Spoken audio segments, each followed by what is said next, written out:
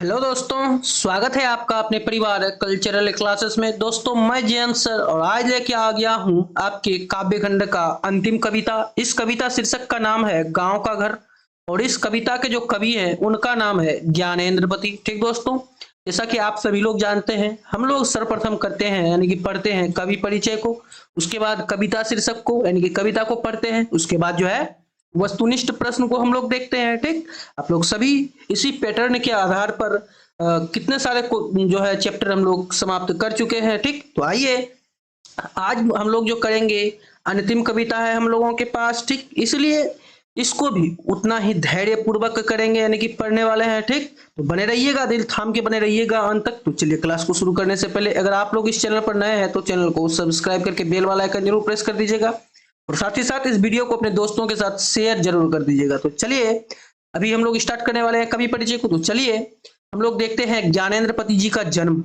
आइए, कवि का जन्म हुआ 1 जनवरी 1950 ईस्वी को। कवि का नाम क्या है? ज्ञानेंद्रपति है, याद रखिएगा। ज्ञानेंद्रपति का जन्म कब हुआ? 1 जनवरी 1950 ईस्वी को। यह चीज बहुत ही महत्वपूर्ण है, कई मर्तबा एग्जाम में पूछा गया है। ठीक, चलिए आगे बढ़ते हैं, देखते हैं अब जन्म स्थान। इसका जन्म स्थान है पथरगामा, गोड्डा, झारखंड।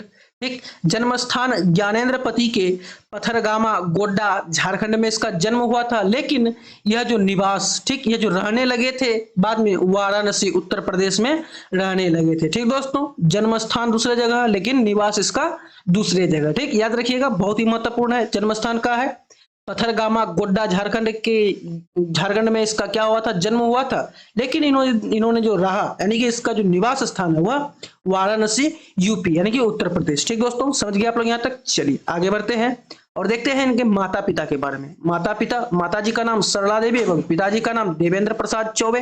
ठीक, समझ गए? माता जी का नाम सरला देवी एवं पिताजी का नाम देवेंद्र प्रसाद चौबे, याद रखिएगा। चलिए आगे बढ़ते हैं, देखते हैं शिक्षा।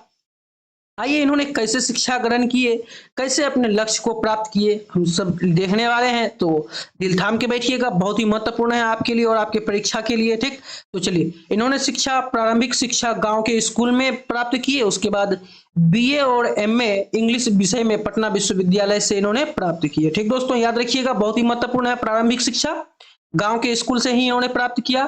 कौन? ज्ञानेंद्रपति। ठीक, उसके बाद बीए और एमए जो है अंग्रेजी विषय में किए। बीए भी अंग्रेजी विषय में और एमए भी अंग्रेजी विषय में। कहां से? पटना विश्वविद्यालय से। ठीक, याद रखिएगा। चलिए आगे देखते हैं, आगे है फिर हिंदी में भी एमए बिहार विश्वविद्यालय मुजफ्फरपुर से। ठीक दोस्तों, इन्होंने इंग्लिश में तो बीए और एमए किए, उसके साथ साथ हिंदी में भी एमए कर लिए। ठीक दोस्तों, किसने? ज्ञानेंद्रपति ने। किस विश्वविद्यालय से हिंदी, मतलब हिंदी से एमए किए थे? तो बिहार विश्वविद्यालय मुजफ्फरपुर से। ठीक दोस्तों, मैं आशा करता हूं कि आप लोगों को एक एक चीज समझ में आ रहा होगा। चलिए आगे बढ़ते हैं, देखते हैं वृत्ति क्या क्या है इनके पास, यानी कि इनका कार्य क्या क्या था, कैसे कैसे कैसा कैसा कार्य करके अपने जीवन को इन्होंने सफल बनाया, तब जाके अपना लक्ष्य को प्राप्त किया। आइए इसका वृत्ति देखते हैं। वृत्ति का मतलब होता है कार्य, आप सभी लोग जानते हैं। ठीक, चलिए, वृत्ति बिहार लोक सेवा आयोग द्वारा चयनित होकर कारा अधीक्षक के रूप में कार्य करते हुए कैदियों के लिए अनेक कल्याणकारी कार्यक्रम चलाए इन्होंने। किसने? ज्ञानेंद्रपति ने।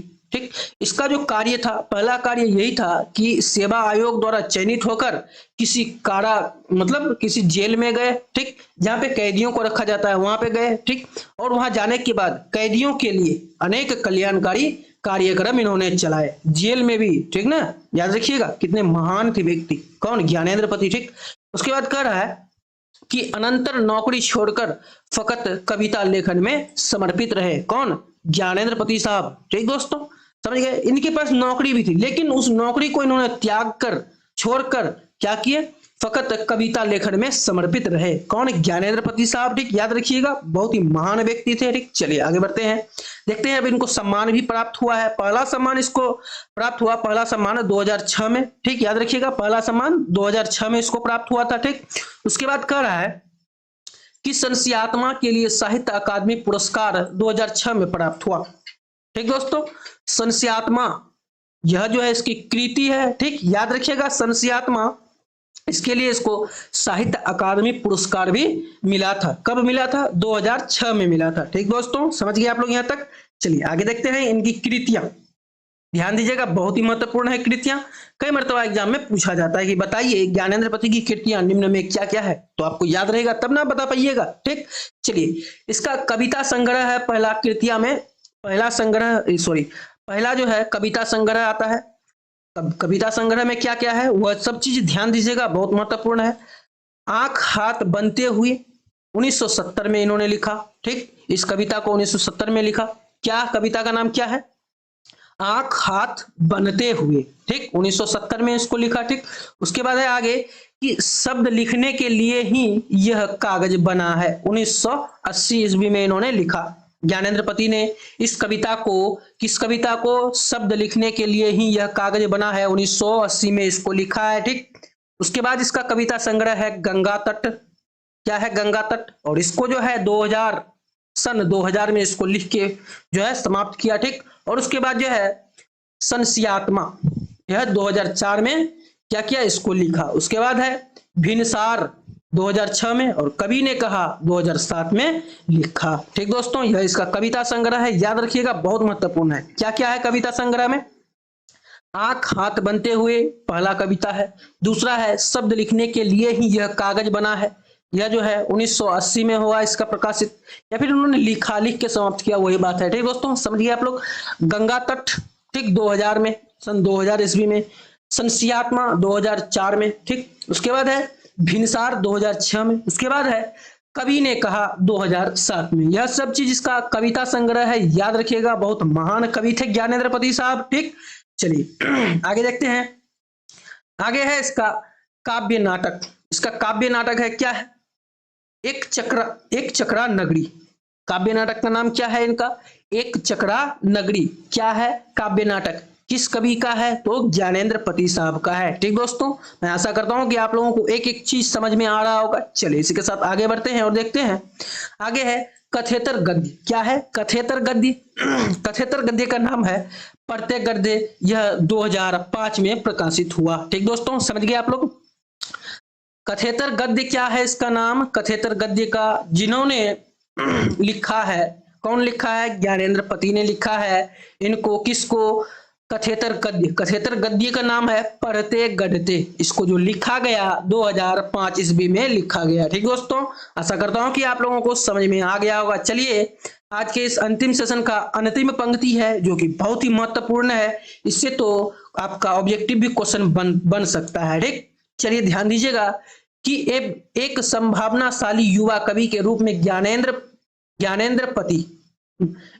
पति 20वीं सदी के 8वें दशक में उदित हुए। किस दशक में उदित हुए? 8वें दशक में उदित हुए।